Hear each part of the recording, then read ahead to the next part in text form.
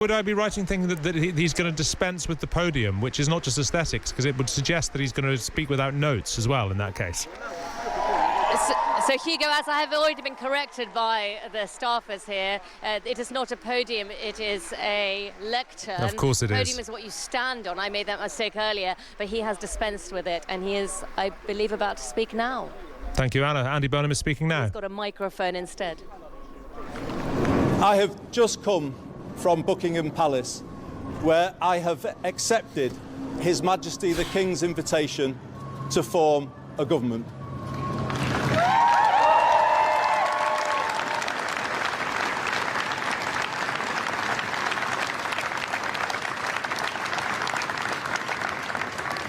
In doing so, I am acutely conscious that I am the 6th person in the last 10 years to walk up this street, the 7th Prime Minister since 2016, making this a moment for reflection and new resolution.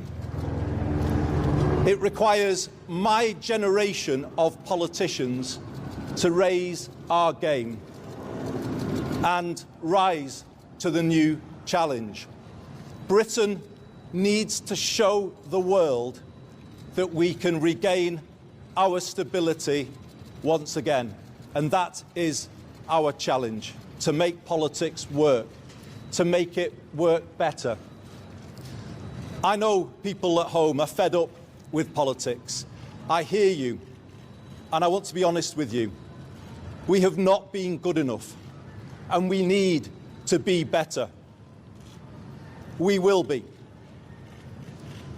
We will make this moment a circuit breaker for Britain, bringing forward the biggest changes in the last 40 years.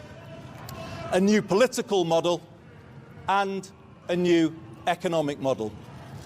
In the 1980s, Britain took some wrong turns.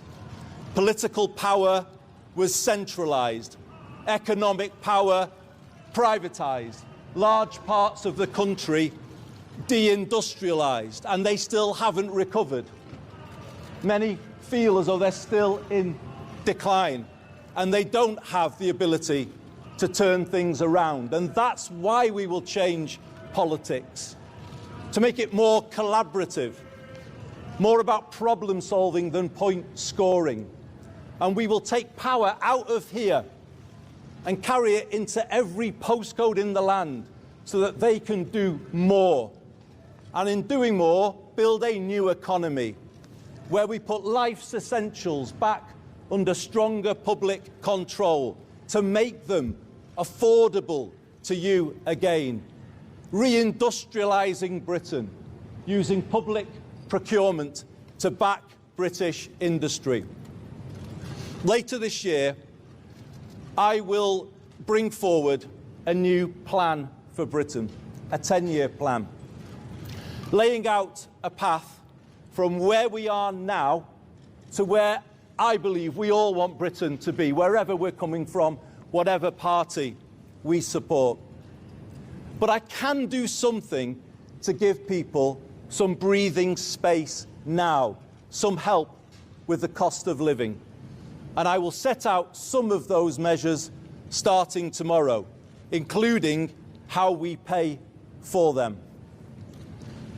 We will help more young people into work by changing the education system and giving them more support, more mental health support. And we will build more council homes. That is the fair and sustainable way to bring the welfare bill down, to meet our fiscal rules and to honour our commitments on defence to our international partners. We will help people to live well, building a more preventative state, investing in people's success rather than paying for failure. And that work starts now. I will soon go through that door behind me and issue my first instruction to end rough sleeping in our country.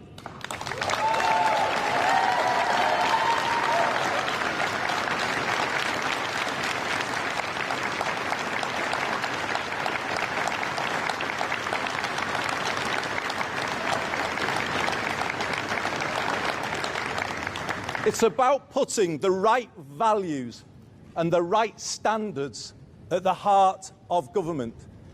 I will put the care of people at the heart of everything I do. I will give this my all, and I ask you all to pull with me. Let's build a new national sense of unity, of common purpose and positivity. Let us make this the moment when Britain starts to believe again, the moment we bring back hope. Thank you very much, everybody. That is Andy Burnham there, delivering his first speech in front of number 10 Downing Street, having arrived back from the Palace. Anna Mikhailova is there watching. Anna, it is we're going to make this moment a circuit breaker for Britain. What are your first thoughts there? Well, there you are, and he says that he will start to announce specific measures to help people with the cost of living as quickly as tomorrow.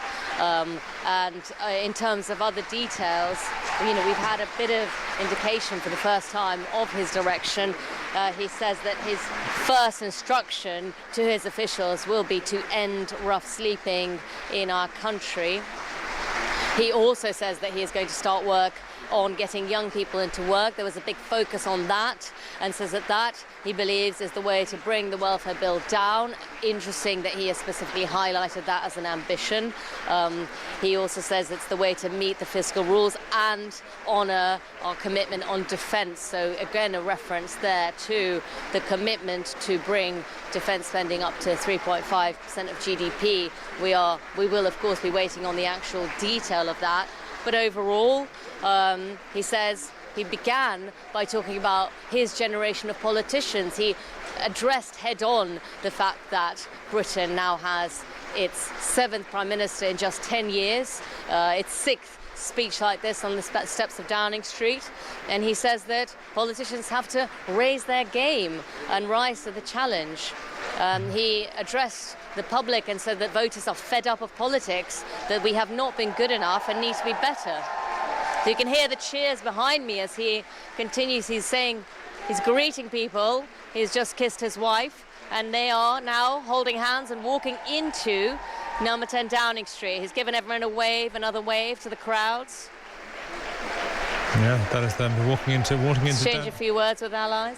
Walking into Downing Street right now. And off he goes. And inside, he will be met by all of his senior civil servants, his officials. And that's when the work really begins. Anna, stay with us. Ollie Cole, Times' newsroom reporter, is with me as well. Ollie, there were some details there of what he wants to do. The ending rough sleeping seemed to slightly come out of nowhere. But there's also a big amount of ideology there. He returned to that refrain of Britain having been on the wrong track for 40 years, basically turning back Thatcherism. Yeah, make politics work. People are fed up with politicians back home. We've not been good enough, a circuit breaker for Britain. He says he wants to set out a 10-year plan for Britain, which is obviously a pretty tough thing given the electoral cycle that he's going to be coming up against. And, as we spoke about earlier, he is going to have to try and drive that through the House of Commons when it returns from recess. So a lot of this won't face parliamentary scrutiny for some time. But like you say, some clear indications there, some context on how he's going to give people breathing space, some measures as soon as tomorrow, and how we pay for them. So that's obviously one to watch. The pledge to end rough sleeping is really interesting, I think, because that was a huge Blairite achievement for people on his side of the Labour Party. Louise Casey, who we heard giving review after review after review under Sir Keir Starmer, she was the person who, for Tony Blair, pretty much did get rough sleeping down to single digits under the Blair government. So being able to do that again would be a huge achievement. But as a lot of people are saying, and a lot of the commentary is that actually the specifics, the substance, that's what needs to come next. Andy Burnham is a man very acutely aware of his media image and his style, but it's the substance that needs to follow. I think Anna Mikhailova is still with me in Downing Street. Anna, that refrain that he's hit once again of Britain having been on the wrong track for 40 years, turning back deindustrialisation, turning back the centralisation of Britain. That's some pretty sort of red in tooth and claw Labour philosophy there. Yes, and this is what his allies, people like Steve Rotherham today, have been saying needs to be really understood about Andy Burnham, that he genuinely means this, and that he wants to completely change how Britain has been working, or in their views not working.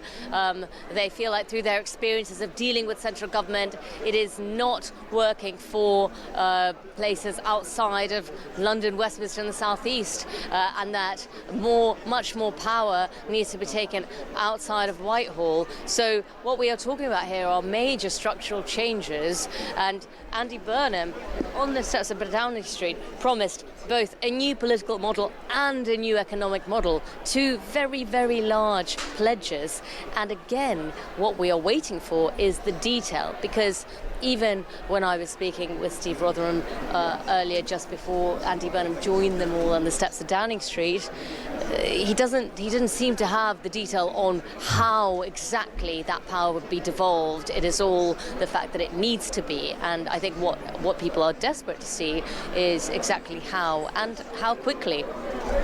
Yeah, indeed. Anna Mikhailova, thank you very much indeed for your service there out there on Downing Street. Anna is, of course, our political editor. I'm sure you're going to be hearing more from her throughout the day. Ollie Cole, thank you very much indeed for being with us as well.